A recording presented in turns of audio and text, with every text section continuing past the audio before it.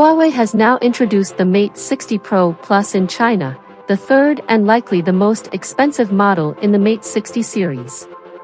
While the Mate 60 Pro and Mate 60 Pro Plus look alike, Huawei has equipped the latter with a higher resolution display, more RAM and better cameras. Huawei has now released the Mate 60 Pro Plus, likely the premier model in the Mate 60 series after the Mate 60 and Mate 60 Pro. Contrary to earlier expectations, the Mate 60 Pro Plus does not feature 4-punch hole cutouts within its large display.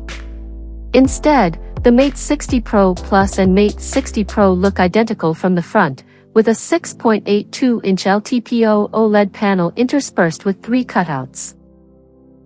With that being said, the Mate 60 Pro Plus outputs natively at 2720 by 1260 pixels, compared to 2616 by 1212 pixels for the Mate 60 Pro.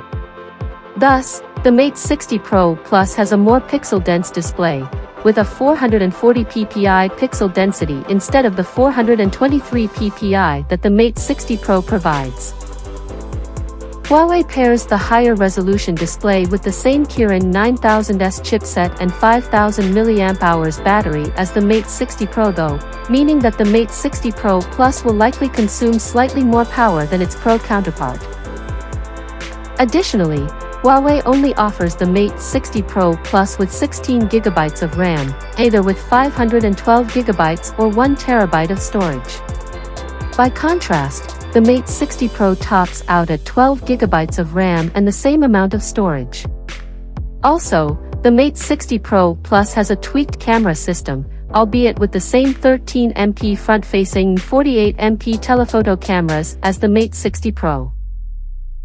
Specifically, Huawei equips the Mate 60 Pro Plus with 48MP primary and 40MP ultra-wide-angle cameras, compared to the 50MP primary and 12MP ultra-wide-angle cameras in the Mate 60 Pro.